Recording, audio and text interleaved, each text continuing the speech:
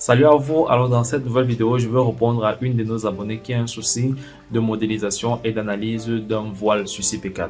Alors je vais profiter de cette perche qu'elle me tend pour pouvoir vous montrer les deux cas d'utilisation des murs en béton armé sur CP4.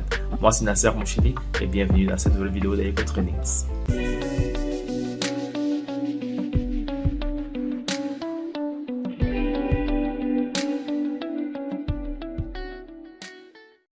Alors pour ce tutoriel, j'ai fait un quatriage de poteau comme vous le voyez là. Ok. Donc je vais aller directement sur entrée de poutre. Et je vais aller sur l'onglet poutre mur, entrée mur, clique dessus.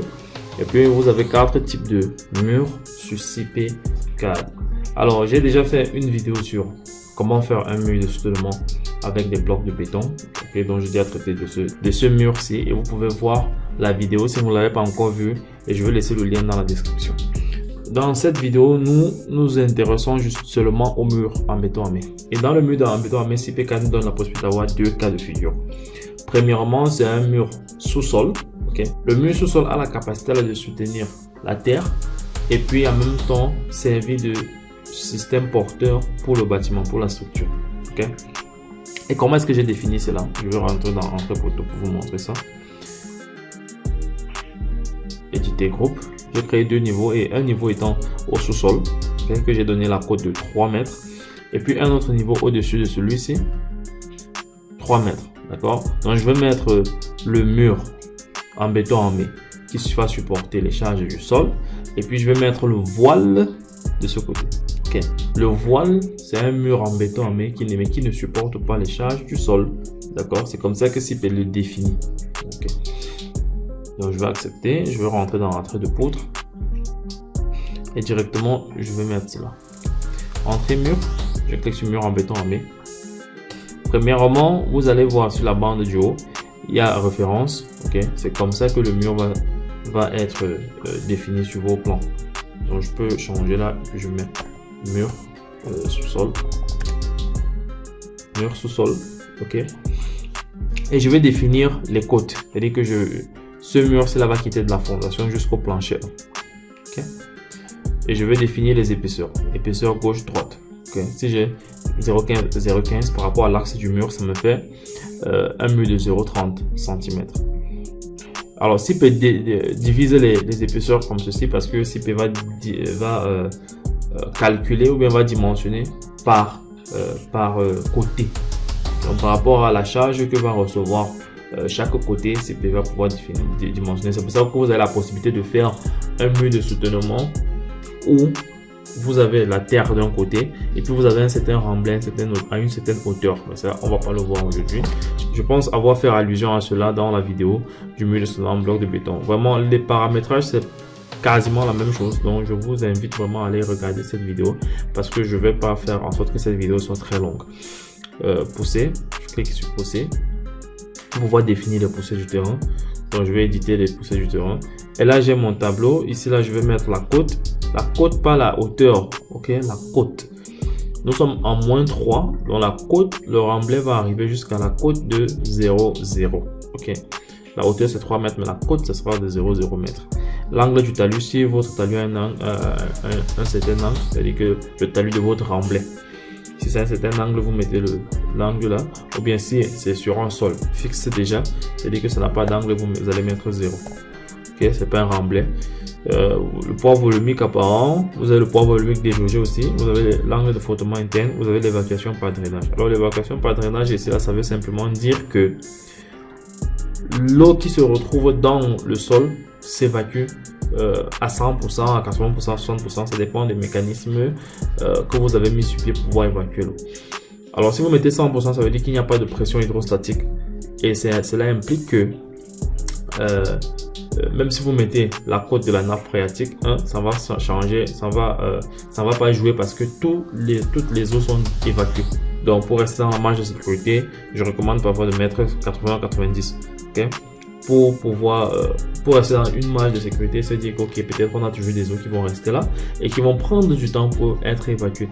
Donc du coup, notre mur de soutènement va pouvoir supporter cette charge là avant l'évacuation. Okay? Puis vous avez aussi une charge sur remblai. Si vous avez, je vais dessiner un petit peu. Prenons peut-être le cas, je suis sur le pad, et donc je ne vais pas dessiner très bien. Ok, prenons le cas qu'on a notre mur de soutènement. On a la terre qu'on veut soutenir qui est là. Ok. Ok, disons qu'on a une surcharge. Ça peut être un trafic léger, ça peut être une maison, ça peut être une barrière. Ok, mais on a une surcharge sur notre remblai, ben sur la terre qu'on veut soutenir. Donc c'est là que vous allez pouvoir définir cela. Et pour pouvoir définir par rapport aux différentes cas de charge, je vais fermer ça. Vous cliquez ici là, éditer l'élément sélectionné. Okay. Bien, si vous n'avez rien au moment, ça doit être comme cela. Vous allez cliquer sur le plus, ajouter un élément à la liste et puis vous allez éditer. Okay. Et vous allez choisir par rapport aux différents types de charges. Vous avez soit uniforme, soit en bande, soit en ligne, soit ponctuel. Donc vraiment, ça va dépendre de votre projet et des caractéristiques de votre environnement. C'est ça qui va vous permettre d'avoir les données nécessaires pour choisir quel type de charge est réellement en place. Donc on va aller en uniforme et puis on va laisser 10 kN par mètre carré. Avec une cote de nappe phréatique, disons à -2. Okay, c'est-à-dire que c'est à 1 mètre de la base de notre mur de soutènement. On va cliquer sur accepter. J'accepte cela. Et puis je vais choisir le côté. Ok, on a donné les poussées, je vais mettre à droite. Vous allez voir que les poussées arrivent justement à la cote de 0,0. Ok, et l'incidence de ma nappe phréatique, vous voyez bien la rupture de la charge ici. Ok, ce n'est pas linéaire, il y a une rupture parce qu'il y a une charge qui s'ajoute, qui est la charge hydrostatique de l'eau. Ok, donc je vais mettre accepter. Et puis les poussées, c'est terminé. J'ai terminé avec cela. Avec coefficient de raideur axiale différence, et si vous avez un mur de ciment qui va sur plusieurs niveaux et vous pouvez vous souhaitez changer le coefficient de raideur par niveau. Ok. Puis vous avez donc là la rangée de la fondation. Je tiens à préciser une chose ici là, très importante. Quand est-ce que vous utilisez liaison extérieure ou sans liaison extérieure? Alors vous allez utiliser liaison extérieure lorsque vous êtes sur un sol rigide, par exemple le sol ferme, la terre ferme. Vous allez utiliser liaison extérieure, ça veut dire que vous allez avoir une semelle, que ce soit une semelle filante ou que ce soit une poutre mais qui va servir de semelle.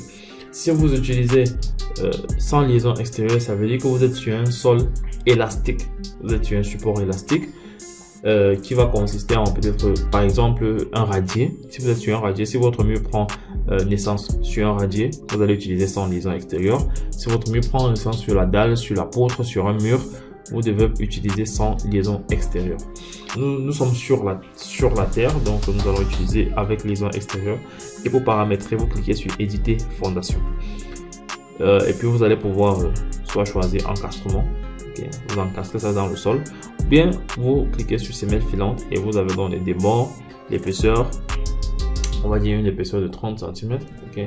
Ça c'est vraiment pour prédimensionner, sinon le logiciel après va dimensionner et va nous donner ce qui est la géométrie qui est suffisante pour pouvoir supporter les charges que nous avons placées sur ce mur. Accepter, accepter.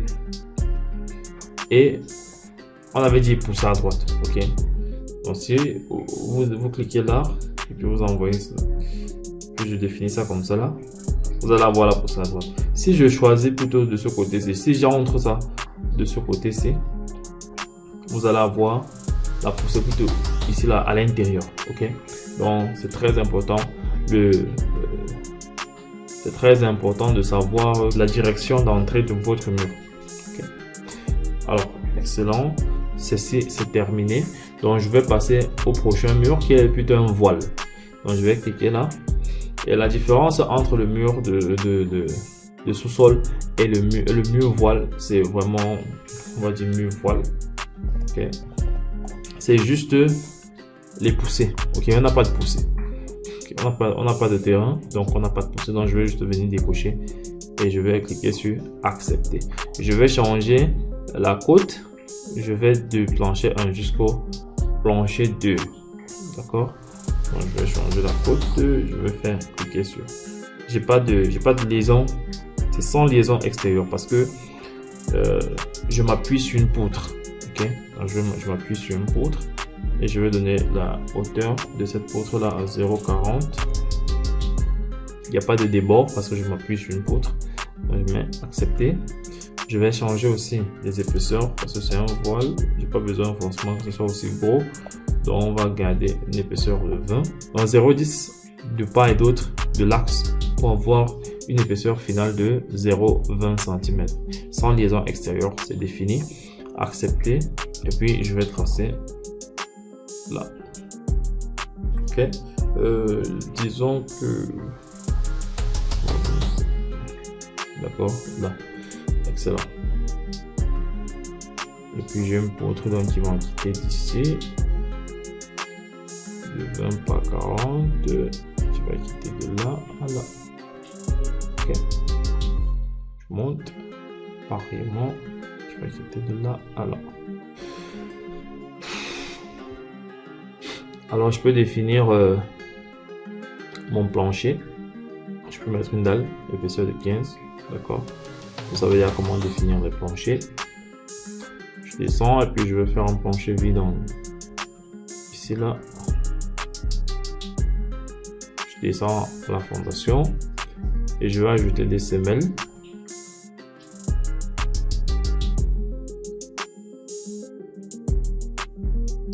Ajouter des semelles carrées.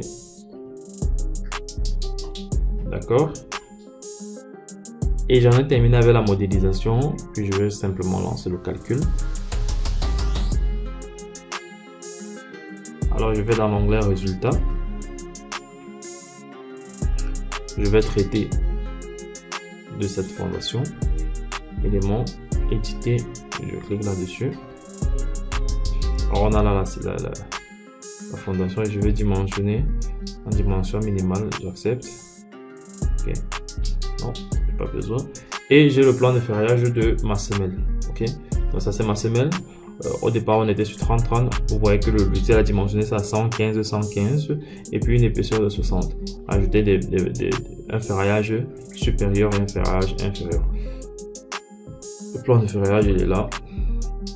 Ok, c'est bon avec la semelle. Je monte au mur. D'accord. Alors pour le mur, je vois que j'ai un souci avec mon voile, mais je vais déjà vous montrer par rapport au mur de 30 cm ici. Vous cliquez là-dessus, vous allez voir, vous avez les épaisseurs 0,15, côté gauche, côté droit. Vous avez l'armature verticale que le logiciel a proposé, armature verticale et horizontale de chaque côté. Okay, le côté droit, c'est le côté où il y avait les pressions et vous voyez que l'armature est légèrement différente. Okay. Vous avez aussi des renforts. Par exemple, si je veux voir les renforts, je clique là, je clique là-dessus, puis je vois quels sont les renforts. Par exemple, à ce niveau-là, on me demande de renforcer cette section-là du 0,6 espacement 8 cm. Okay. Je ferme. Vous pouvez faire un récapitulatif pour votre mur et vous voyez le récapitulatif des armatures, le récapitulatif des cas défavorables. Accepter. On a la fondation plancher. Et puis on a les forces qui vont s'appliquer sur notre mur. Fermer, accepter. Oui. Et puis je vais passer, je vais voir c'est quoi le problème ici.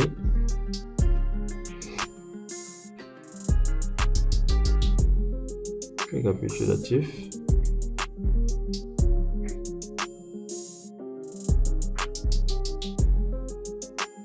Ok, d'accord, c'est une bonne chose.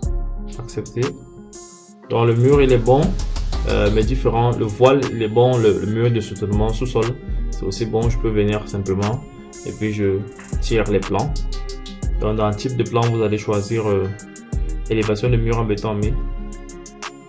On est depuis le niveau 1 jusqu'au niveau 2, c'est-à-dire plancher 1, plancher 2. Échelle c'est bon. Élévation de mur ferraillage, d'accord. Je n'ai pas d'ouverture sur mes murs, donc j'ai pas besoin de renfort. Accepter. Accepter. Excellent. Bon, on a notre plan de ferraillage là et vous pouvez imprimer dans un DWG ou bien en PDF et vous l'utilisez dans votre réalisation. Je pense que notre objectif a été atteint. Nous avons traité des murs en béton armé, des deux cas de murs en béton armé, c'est-à-dire un mur sous-sol et puis un mur voile. Si vous avez des soucis, des questions, posez-les dans les commentaires. Si vous avez des incompréhensions, posez-les dans les commentaires et puis je vais voir comment vous répondre. Apporter des éclaircissements s'il y a des points d'ombre dans la vidéo. Okay. Alors, je vous dis à très vite pour la prochaine vidéo d'EcoTradings.